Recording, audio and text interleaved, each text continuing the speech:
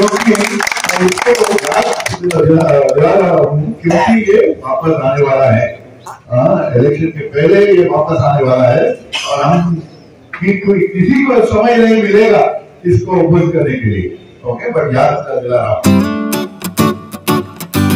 मोदी हुकूमत CAA NRC को नाफिज करने की तैयारी कर चुकी है। लोकसभा इंतखाबात से कबल सीएए एनआरसी का ऐलान किया जा सकता है। बेंगलुरु में राज्यसभा के साबिक रुकन राजीव गौड़ा ने ये बात कही। कांग्रेस के नुमाइंदे राजीव गौड़ा ने बेंगलुरु के पुलकेशी नगर में अवामी जलसे से खिताब करते हुए कहा कि मोदी हुकूमत लोकसभा इलेक्शन से कबल सीएए को नाफिज करेगी और लोगों को एहतजाज करने का मौका भी नहीं देगी। पुलकेशी नगर सिटीजन वेलफेयर ट्रस्ट के तहत शामपुर मेन रोड मस्जिद अल खुबा के दामन में शजरकारी मुहिम के इफ्तिताई इजलास से राजीव गौड़ा ने खिताब किया। जुनूबी हिंद न्यूज रिपोर्ट।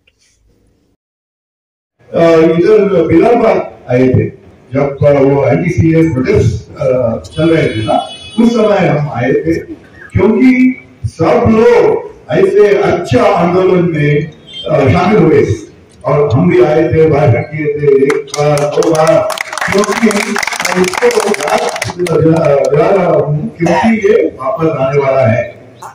इलेक्शन के पहले ये वापस आने वाला है और हम किसी को समय नहीं मिलेगा इसको बंद करने के लिए। ओके, बट याद दिला रहा हूँ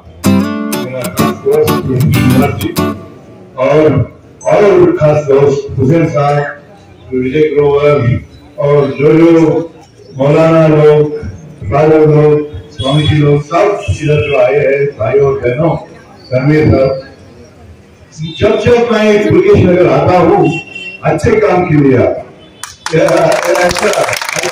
ऐसा होता है।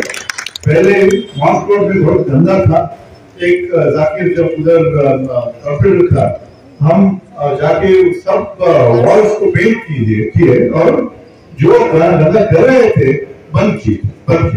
तो ऐसा पहले काम उधर हुआ और उसके बाद इधर बिलालबाग आए थे जब वो एंटी-सीएए प्रोटेस्ट चल रहे थे ना, उस समय हम आए थे क्योंकि सब लोग ऐसे अच्छा आंदोलन में शामिल हुए और हम भी आए थे, भाषण किए थे एक बार दो बार, क्योंकि मैं इसको दिला रहा हूँ क्योंकि ये वापस आने वाला है।